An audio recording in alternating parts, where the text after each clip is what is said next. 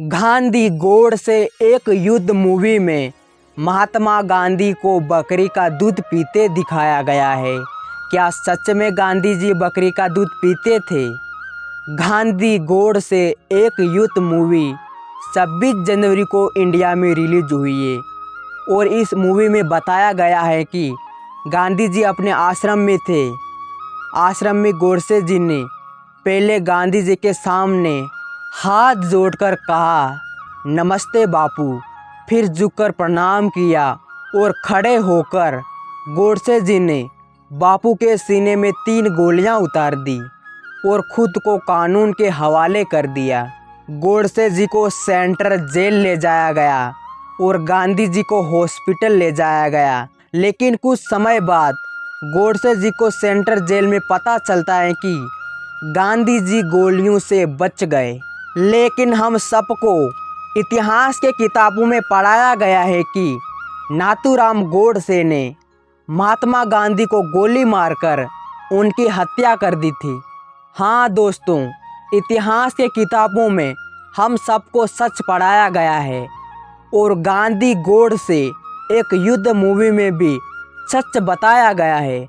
अगर इस मूवी को हम शुरू से अंत तक ध्यानपूर्वक देखेंगे तो हम सबको इस मूवी में पता चलेगा कि गांधी जी के विचार कैसे थे और गोडसे जी के विचार कैसे थे। इस पूरी मूवी में इन दोनों के विचारों को ध्यान में रखते हुए पूरी ईमानदारी के साथ प्रस्तुत किया गया है। क्या सच में गांधी जी बकरी का दूध पीते थे?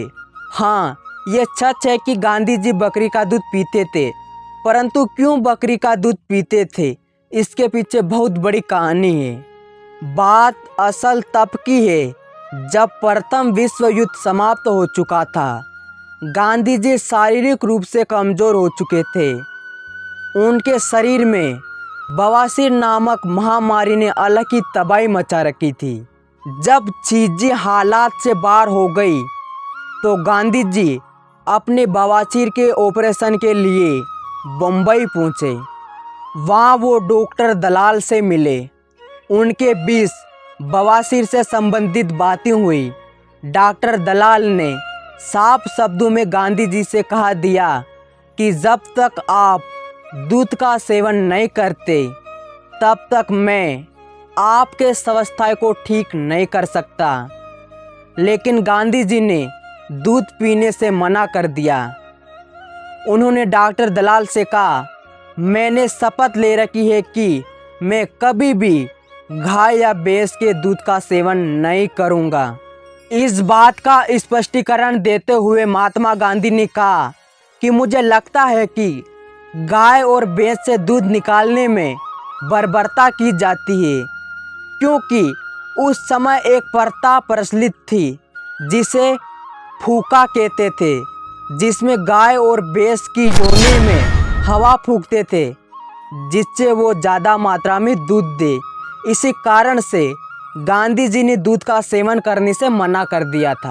फिर कस्तूरबा गांधी ने महात्मा गांधी को बकरी के दूध का सेवन करने का सुझाव दिया और कहा, बकरी के दूध से तो आपको कोई आपत्ति नहीं होनी चाहिए। गांधी जी चुप रहे। डॉक्टर दलाल ने भी कस्तूरबा गांधी के इस सुझाव का समर्थन किया और इस प्रकार गांधी जी ने बकरी का दूध पीना स्वीकार किया। फिर गांधी जी के बवासीर का सफल पूर्वक ऑपरेशन हुआ और उनके स्वास्थ्य में सुधार हुआ। अब समस्या थी गांधी जी को रोजाना बकरी का दूध देने की, तो इसके लिए बकरी पालना ज़रूरी था।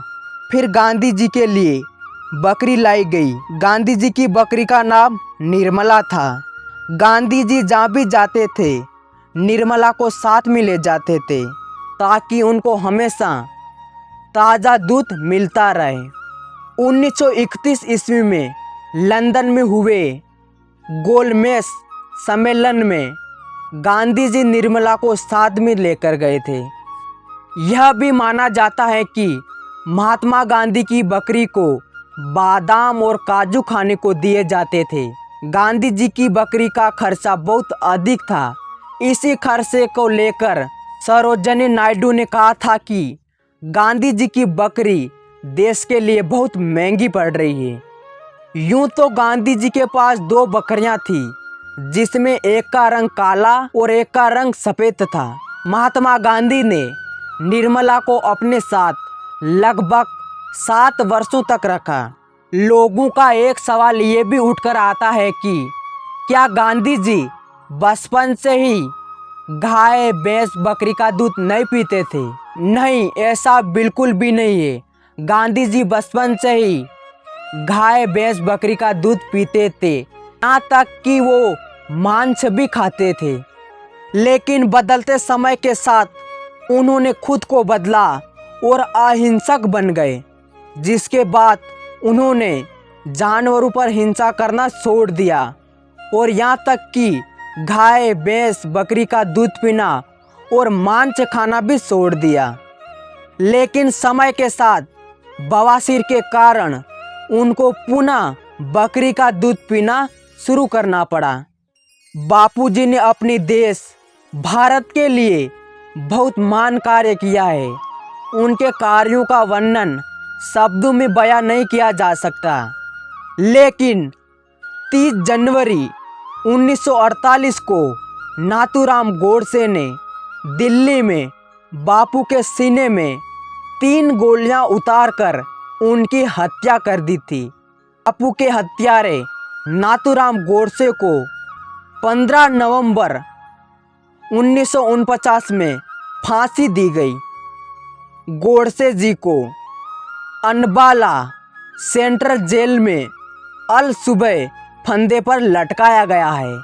तो प्यारे दोस्तों, आपको ये वीडियो कैसा लगा? कमेंट में अपनी राय जरूर दें। जय हिंद।